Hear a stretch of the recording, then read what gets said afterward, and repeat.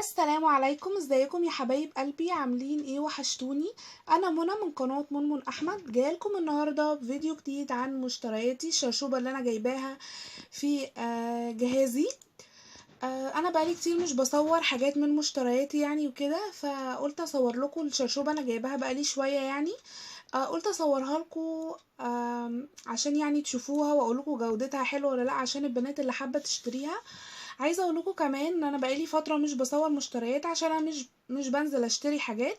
بس في حاجات انا كنت جايباها طبعا وعايزه اطلعها اصورها لكم باذن الله قريب. وباذن الله اول ما اشتري حاجه جديده هصورها لكم. انا بس بحاول ان انا اخلص السلسله بتاعه جهاز العروسه، علشان البنات اللي بتراجع معايا بالورقه والقلم تكون عارفه كل حاجه، حتى الحاجات اللي انا جبتها ووريتها لكم هكتبها برضو عشان تكتبوها ورايا.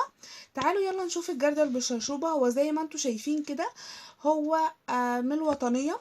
الوطنية يا بنات، البلاستيك بتاعها حلو جدا ما شاء الله وقوي. هو الجردل نفس الشكل ده كده تمام، وتقريبا نفس اللون، هو لونه موف بس على الكرتونة افتح شوية. بيجي معاها الشرشوبة دي، بيجي معاها 2، وبيجي معاها العصاية دي بتطول وبتقصر زي ما انتي عايزة.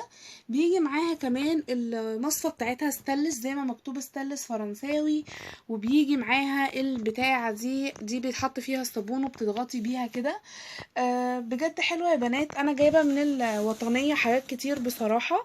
جايبة منها ثبت الغسيل بتاعي، وجايبه منها ثبتين، فحلوه جدا. هبقى اصورها لكم ان شاء الله. فيلا تعالوا نشوف الجردل بتاعي عامل ازاي. اهو يا بنات ده شكل الجردل بتاعي. هو بيكون فيه البتاعه دي علشان بتتشد منها، والعجل بتاعه شكله جميل جدا. هو ده شكل الجردل اهو من جوه. بمصفى الاستانلس اهي برضو شكلها حلو قوي وسريعة. بيجي معاها 2، واحدة من دي اهي، وبيجي معاها واحدة تانية بتتركب في الموف دي. وزي ما قلت لكم البتاعة دي اللي هي بتحط فيها الصابون. وبيجي معاها كمان العصاية دي عصاية. الاتنين دول بيتركبوا في بعض وبتطول وبتقصر زي ما انتوا عايزين. انا كنت جايبة الجردل ده ب250 جنيه. دلوقتي مش عارفة بكام، ممكن يكون غالي ممكن يكون سعره ثابت زي ما هو. واهي الايد بتاعته. فهو شكله حلو جدا يا بنات بصراحة، والبلاستيك بتاعه قوي. وزي ما قلتلكوا الوطنية حاجاتها جميلة وجودتها حلوة. اتمنى ان انتوا تكونوا استفدتوا وان انا ما اكونش طولت عليكم. يا ريت لو عجبكم الفيديو تعملوا لايك للفيديو، اشتراك في القناة، وتفعلوا الجرس عشان كل الفيديوهات الجديدة توصل لكم. اشوفكم ان شاء الله في فيديو جديد. مع السلامة يا صحابي.